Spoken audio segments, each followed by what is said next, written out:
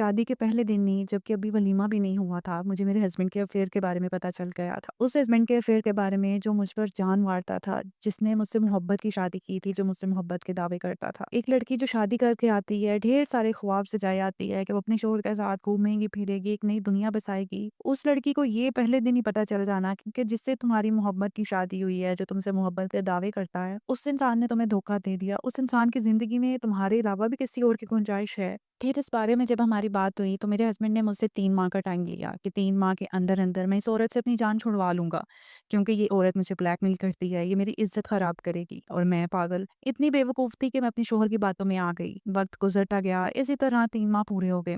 3 माह बाद फिर से मेरे शौहर ने मुझसे मज़ीद 3 माह का टाइम दिया और मैं फिर बेवकूफ़ बन गई, मैंने फिर से उनको 3 माह का टाइम दे दिया। इसी तरह 1 महीना गुज़रा, दूसरा गुज़रा, फिर जब तीसरा कंप्लीट हुआ तो मेरे शौहर ने फिर से मुझसे टाइम माँगा। इस बार मैंने कहा कि मैं टाइम नहीं लूँगी, आपको डिसीज़न लेना होगा, मैं या वो। मेरे हस्बैंड ने फिर से मुझे बेवकूफ़ बनाया। इसी तरह टाइम लेते-लेते 1 साल गुज़रा, डेढ़ साल, 2 साल और अब 2.5 साल हो चुके हैं। लेकिन असल क़यामत उस दिन मुझ पर टूटी जब मुझे ये पता लगा कि मेरे शौहर ने उस औरत के लिए घर लिया हुआ है, जिसमें ज़रूरियात ज़िंदगी की हर चीज़ मौजूद है, फर्नीचर, खाने-पीने का सामान, fridge, LED, AC, each and everything. जब मुझे ये पता चला ना तो मेरा दिल ऐसे फट गया, मुझे समझ ही नहीं आई कि मैं क्या करूँ? लेकिन मैंने अपने शौहर पर ये ज़ाहिर नहीं होने दिया कि मैं ये सब जानती हूँ। ये शौहर मेरे साथ बहुत लाड करते थे, मेरे साथ प्यार से पेश आते थे। ससुराल में अगर कोई मुझे कुछ कह देता था ना तो उससे भी लड़ पड़ते थे। ये सब मेरे लिए अब इतना अजीब था कि एक बंदा जो किसी को मुझे बात नहीं करने देता, वो अभी भी मुझे धोखा दे रहा है। खैर मैंने अपने शौहर पर ये चीज़ें ज़ाहिर नहीं होने दी। ये सब पता लगने के बाद मैं सारा-सारा दिन रोती थी, सिवाय उस टाइम के जिस टाइम में मेरे हस्बैंड मेरे पास मौजूद होते थे। खैर मैंने अल्लाह ताला से दुआएँ माँगनी शुरू की और अल्लाह ताला ने मुआवज़ा कर दिया। मेरे हस्बैंड ने उस औरत को छोड़ दिया है।